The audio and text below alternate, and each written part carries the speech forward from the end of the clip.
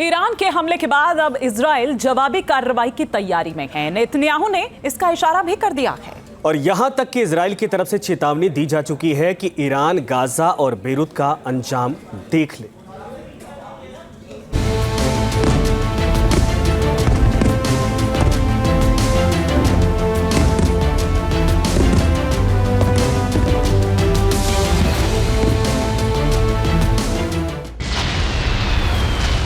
Hamas और Hezbollah तबाह तो बौखलाया ईरान।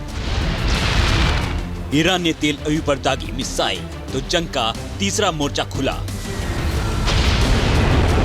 ईरान ने इजराइल के खिलाफ फुल स्केल वॉर छेड़ दिया है। 1 अक्टूबर की रात ईरान ने इजरायली राजधानी तेल अवीव के ऊपर 200 से ज्यादा बैलिस्टिक मिसाइलें दागी थी। मिसाइलों के इस हमले के दायरे में इजरायली एयरफोर्स के एयरबेस तक थे। इजराइल के कई शहरों में इन मिसाइलों की धमक सुनाई दी थी। दरअसल ईरान अपने रिवॉल्यूशनरी गार्ड के कमांडर कासिम सुलेमानी और हमास लीडर इस्माइल हानिया की तेहरान में हुई मौत तक तो चुप था, लेकिन हिजबुल्लाह चीफ हसन नसरल्लाह के मारे जाने के बाद उसने इजराइल को निशाने पर ही ले लिया। ईरान ने इन हमलों में हाइपरसोनिक मिसाइलों का इस्तेमाल किया था। हालांकि इजराइल के आयरन डोम ने ईरान की कई मिसाइलों को नाकाम कर दिया था, लेकिन फिर भी इजराइल नुकसान से बच नहीं सका। ईरान ने ये पलटवार नसरल्लाह की मौत के महज 120 घंटे बाद ही किया था।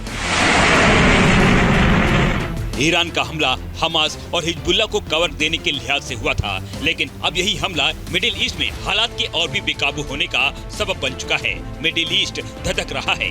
ईरान और इजराइल की जंग हाल के दशकों की सबसे खतरनाक जंग में तब्दील होने की कगार पर है, क्योंकि अब बदले की बारी इजराइल की है।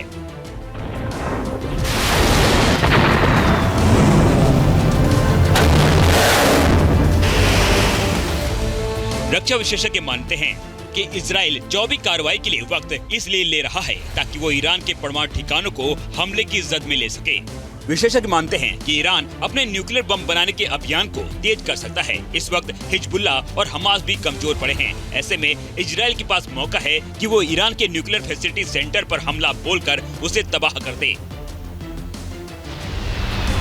ईरान को जवाब देने के लिए इजराइल अपनी प्लानिंग को अंजाम तक पहुँचाने में जुटा है।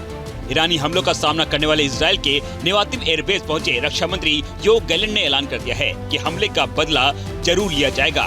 गैलेंट ने साफ साफ धमकी दी है कि ईरान गाजा और बेरूत के अंजाम को देख ले। איראנים לא גירדו אפילו את היכולות של חיל האוויר. אין אף טייסת שנפגעה, אין אף מטוס שנפגע, אין אף מסלול שלא מאפשר המראה, ואין שום פגיעה ברציפות שלנו. ומי שחושב שדרך ניסיון לפגוע בישראל הוא ירתיע אותנו מלהגיב, שיסתכל על מה קורה בעזה ועל מה קורה בביירות.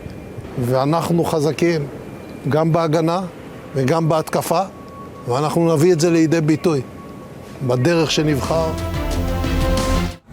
न्यूज नेशन अब व्हाट्सएप पर खबरों के ताजा अपडेट के लिए न्यूज नेशन के इस QR कोड को स्कैन करें।